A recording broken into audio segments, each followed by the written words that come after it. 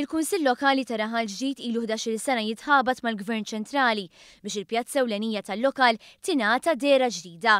Din il-ħolma issa se ssir realtà. Il-Kumitat Konsultattiv għar Reġenerazzjoni tan-Nofsinhar ta' Malta nieda l-pjan ta' disbieħ ta' din il-pjazza tul il-jum tal-Erbgħa.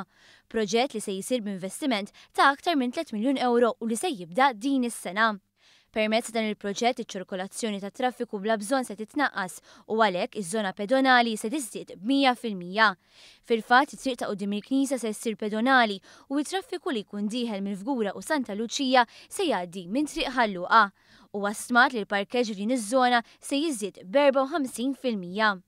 Dan il-proġett se joħloq aċċess dirett ġdid mal-Emkas biex mod pedonali il-pjazza tingħaqad ma' wieħed mill-istituti edukattivi ewlenin f'pajjiżna. Se jitħawlu wkoll ta' siġar indiġeni biex il-pjazza tkun aktar imdellija għal pubbliku. Il-perit tal-proġett Chris Mintoff spjega kif ix-xogħol se jitqassam fi 3 fażijiet u s-sejħiet tal-offerti se joħorġu dalwaqt.